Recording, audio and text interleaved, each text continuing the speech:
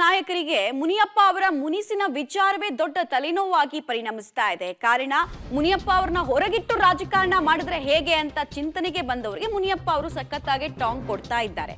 ಹೇಗೆ ಅನ್ನೋದನ್ನ ನೋಡ್ತಾ ಹೋಗೋಣ.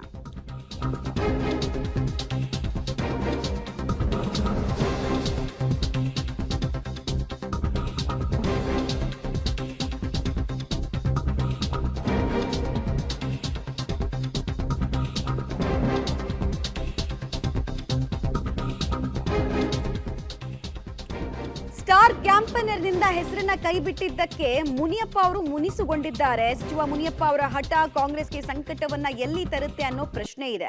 ಎಲ್ಲಾ ಮೀಸಲು ಕ್ಷೇತ್ರದ ಪ್ರಚಾರಕ್ಕೆ ಮುನಿಯಪ್ಪ ಅವರು ಹೊರಡ್ತಾ ಇದ್ದಾರೆ. ಇನ್ಫ್ಯಾಕ್ಟ್ ಸಿಎಂ ತವರು ಮೈಸೂರಿನಲ್ಲೂ ಕೂಡ ಪ್ರಚಾರಕ್ಕೆ ಪ್ಲಾನ್ ಮಾಡ್ಕೊಳ್ತಾ ಇದ್ದಾರೆ ಅನ್ನೋದು ತಿಳಿದು ಬರ್ತಾ ಇದೆ. ಮುನಿಯಪ್ಪ ಪ್ರಚಾರದ ಪ್ಲಾನ್ ಕೈಗೆ ಆತಂಕ ಮುಂದುವರಿತಾ ಇದೆ. ಪ್ರಚಾರದಲ್ಲಿ ಯಾವ ಸಂದೇಶ ಕೊಡ್ತಾರೋ ಅದು ಪ್ಲಸ್ ಆಗೋದಕ್ಕಿಂತ ಮೈನಸ್ ಆಗ್ಬಿಟ್ರೆ ಏನ್ ಕತೆ, ಮತ್ತು ಎಡಗೈ ದಲಿತ ಸಮುದಾಯದ ಜನಗಳ ಮೇಲೆ ಇವರು ಆಡುವಂತಹ ಮಾತು ಯಾವ ರೀತಿ ಪರಿಣಾಮವನ್ನ ಬೀರುತ್ತೆ ಅನ್ನುವಂತಹ ಆತಂಕ ಕೂಡ ಇದೆ.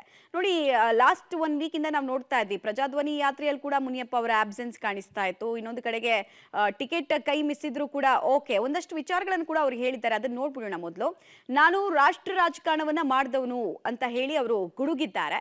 ಜೊತೆಗೆ ನನ್ನನ್ನ ಸೈಡ್ ಲೈನ್ ಮಾಡ್ತಾ ಇರೋರ್ಗೂ ಕೂಡ ತಮ್ಮದೇ ಆದಂತಹ ಮೆಸೇಜ್ ಅನ್ನ ಕೊಡೋ ಪ್ರಯತ್ನವನ್ನು ಮಾಡಿದ್ದಾರೆ. ಜಿಲ್ಲೆಗಳಿಂದ ಹಿತೈಷಿಗಳು ಪ್ರಚಾರಕ್ಕೆ ಅಂತ ಕರೀತಾರೆ, ನಾನೊಬ್ಬ ದೊಡ್ಡ ಲೀಡರು, ಹೀಗಾಗಿ ನನ್ನನ್ನು ಕರೀತಾರೆ ಅನ್ನೋದನ್ನ ಅವ್ರು ಹೇಳ್ತಾ ಇದ್ದಾರೆ. ಪಕ್ಷದ ಪರ ಪ್ರಚಾರ ಮಾಡ್ತೇನೆ ಅಂತ ಮುನಿಯಪ್ಪ ಅವರು ಹೇಳ್ತಾ ಇದ್ದಾರೆ. ಸ್ಟಾರ್ ಕ್ಯಾಂಪೇನರ್ ಲಿಸ್ಟ್ ಅಲ್ಲೇ ಇರಬೇಕು ಅಂತಿಲ್ಲ, ಎಲ್ಲೆಲ್ಲಿ ನನ್ನ ಅಗತ್ಯತೆ ಇದೆಯೋ ನಮ್ಮ ಸ್ಥಳೀಯ ನಾಯಕರಿಗೆ ಅಲ್ಲೆಲ್ಲ ನಾನು ಹೋಗ್ತೀನಿ ಅಂತ ಹೇಳ್ತಾ ಇದ್ದಾರೆ.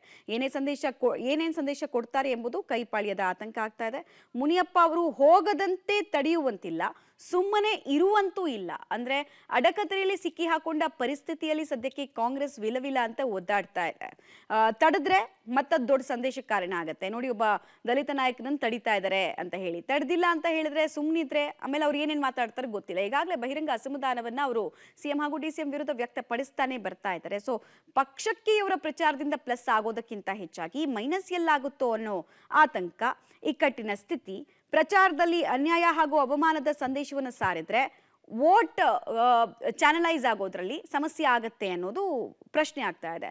KH ಮುನಿಯಪ್ಪ ನಾನು ಆಗ್ಲೇ ಹೇಳಿದಾಗೆ ದಲಿತ ಎಡಗೈ ಸಮುದಾಯದ ದೊಡ್ಡ ನಾಯಕ, ಜೊತೆಗೆ 7 ಸಲ ಸಂಸದರು, ಆಮೇಲೆ ಶಾಸಕರು, ಜೊತೆಗೆ 2 ಸಲ ಸೆಂಟ್ರಲ್ ಮಿನಿಸ್ಟರ್ ಆಗಿದ್ದವರು. ಸೊ ಬಹಳ ಪವರ್ಫುಲ್ ಆಗಿರುವಂತಹ ನಾಯಕತ್ವ ಅವರಿಗಿದೆ. ಹೀಗಾಗಿ ಏನ್ ಮಾಡೋದು ಅನ್ನೋ ಪ್ರಶ್ನೆ. ಮುನಿಯಪ್ಪ ಅವರನ್ನ ಬೆಂಬಲಿಸಬೇಕೋ ಬೇಡವೋ ಅನ್ನೋ ಗೊಂದಲ ಕೂಡ ಹಲವು ಕಾಂಗ್ರೆಸ್ ನಾಯಕರನ್ನ ಕಾಡ್ತಾ ಇರೋದು ಪ್ರಮುಖವಾದಂತಹ ಇಕ್ಕಟ್ಟಿನ ಸ್ಥಿತಿಯನ್ನ ಕಾಂಗ್ರೆಸ್ ನೋಡ್ತಾ ಇದೆ. ಮುನಿಯಪ್ಪ ಅವ್ರನ್ನ ಆಚೆ ಇಟ್ಟು ರಾಜಕಾರಣ ಮಾಡಾರ ಅಂತ ಅಂದ್ರೆ ಅದು ಸಾಧ್ಯ ಆಗಲ್ಲ. ಬಿಕಾಸ್ ಹೈಕಮಾಂಡ್ ಕೂಡ ಪ್ರಶ್ನೆಯನ್ನು ಕೇಳುತ್ತೆ. ಹಾಗಂತ ಇನ್ಕ್ಲೂಡ್ ಮಾಡ್ಕೊಂಡು ಮಾಡೋಣ ಅಂತ ಅಂದ್ರೆ ಅವ್ರು ಯಾರು ಪರವಾಗಿ ಕೆಲಸ ಮಾಡೋದಕ್ಕೆ ಕರೆ ಕೊಡ್ತಾರೋ ಅವ್ರ ಫಾಲೋವರ್ಸ್ಗೆ ಅನ್ನೋ ಪ್ರಶ್ನೆ. ಮಧ್ಯ ಕರ್ನಾಟಕ ಭಾಗದಲ್ಲಿ ಈಗಾಗಲೇ ಎಡಗೈ ಸಮುದಾಯದ ಅತಿ ದೊಡ್ಡ ಸಂಖ್ಯೆಯ ಜನ ಮತದಾರರು ಇದ್ದಾರೆ. ಅವ್ರ ಮೇಲೆ ಏನಾದರೂ ಪರಿಣಾಮ ಬಿದ್ರೆ ಏನು ಅನ್ನೋದು ಪ್ರಶ್ನೆ.